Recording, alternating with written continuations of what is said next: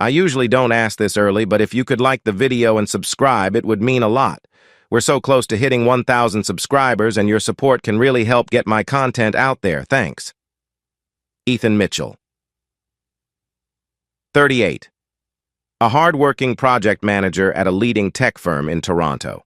Ethan is devoted to his career and his family. He has a quiet confidence, often the voice of reason among his friends, and deeply values integrity.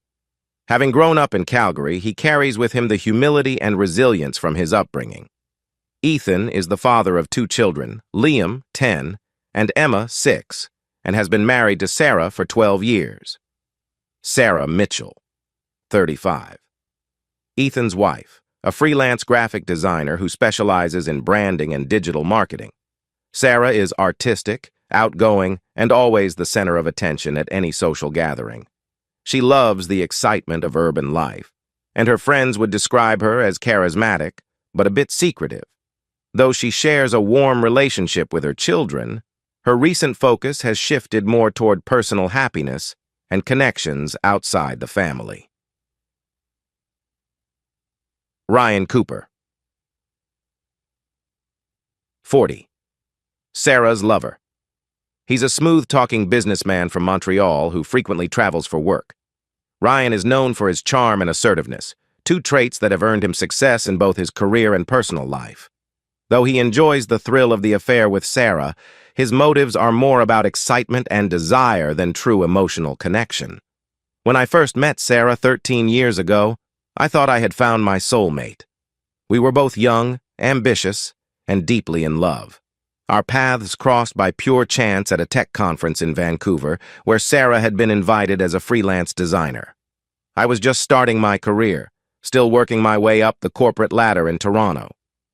We bonded over our passion for creative work and late-night talks about our dreams.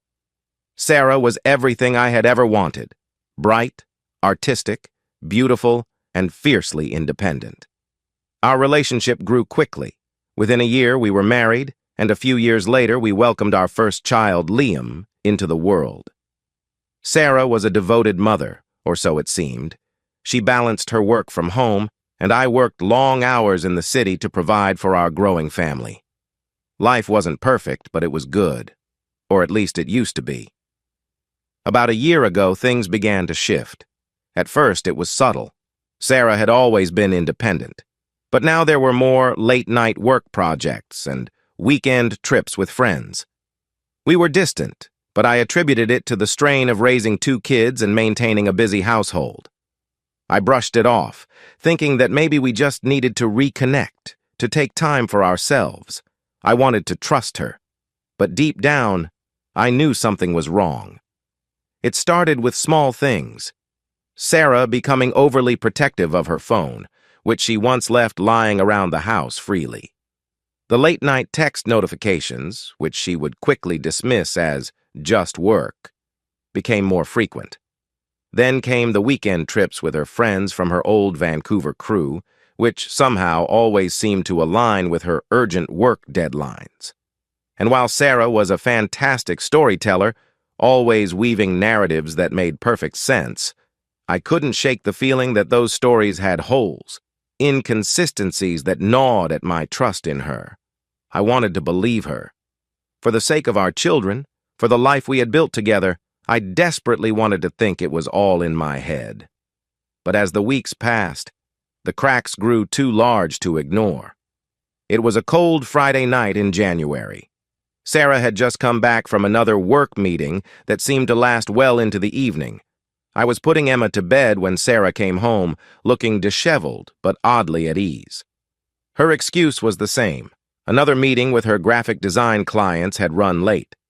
I believed her, but something didn't sit right with me that night.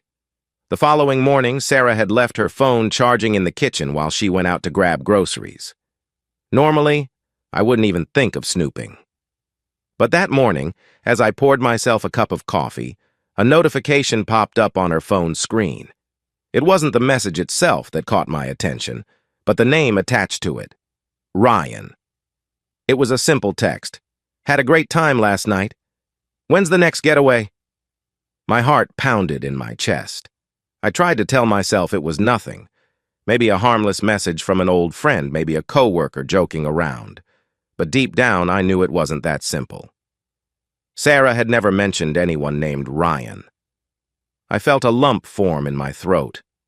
I stared at her phone, debating whether or not to open it. In the end, I didn't need to. The message itself was more than enough to send my mind spiraling. From that moment on, I couldn't shake the suspicion that Sarah was hiding something from me. The investigation.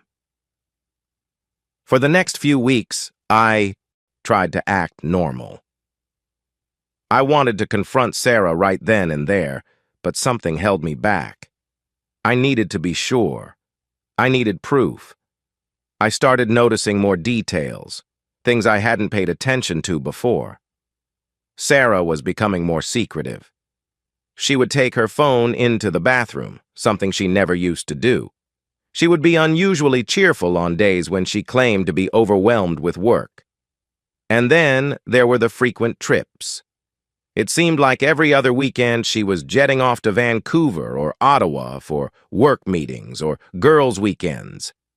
In my gut, I knew she wasn't going away for work, but I still didn't have the concrete evidence I needed to confront her. One evening, while Sarah was out for what she called a client dinner, I decided to take matters into my own hands.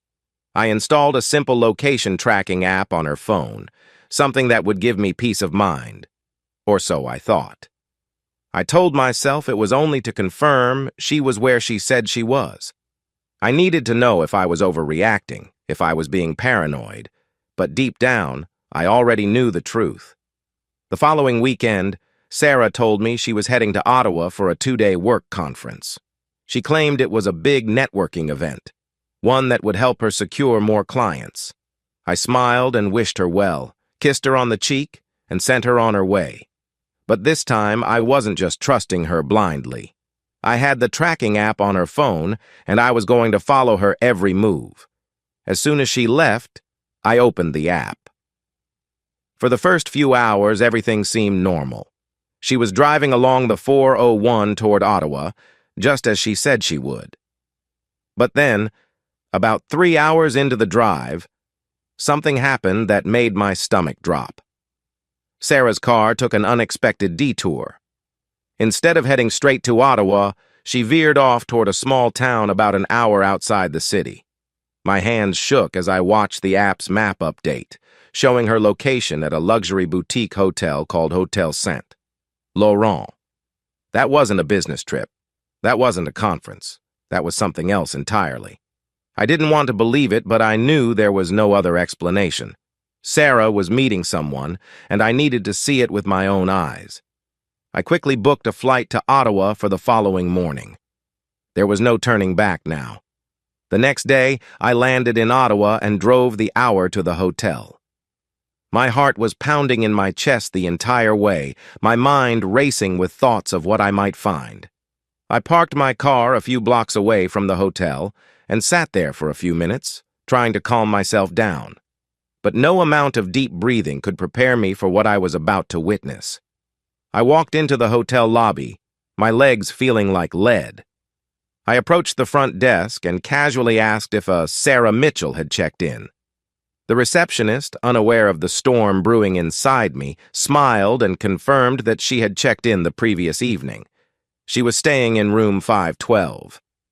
I took the elevator up to the 5th floor, my heart racing faster with every passing second. When I reached room 512, I paused in front of the door. My hands trembled as I raised my fist to knock, but before I could, I heard laughter coming from inside the room. A man's voice, Ryan's voice. That was it. That was all the confirmation I needed. I knocked on the door, my knuckles hitting the wood with a force I didn't know I had. There was a brief silence on the other side, and then the door opened. Sarah stood there, her face draining of color as soon as she saw me. Her eyes widened in shock, and for a moment she seemed completely speechless. "Ethan," she stammered, her voice barely above a whisper. What are you doing here?" I didn't say a word. I just handed her the envelope containing the divorce papers. The silence between us was deafening. Sarah's eyes filled with tears as she stared down at the papers in her hands, her body trembling. Behind her, Ryan stood frozen, his face a mixture of confusion and fear. "I know everything," I finally said, my voice cold and detached. "Enjoy your little vacation. It's the last one you'll be having with me." With that, I turned on my heel and walked away. I didn't wait for her to respond. There was nothing left to say. Back in Toronto, I filed for divorce. I moved out of our house and into an apartment downtown, close enough to be there for my kids, but far enough away from the life I had shared with Sarah. It wasn't easy. It was messy and painful, especially when it came to explaining things to Liam and Emma. But I knew that staying in a broken marriage wasn't the answer. I needed to reclaim my life, to find myself again outside of Sarah's betrayal. Over the next few months, I threw myself into my work and spent as much time as possible with my kids.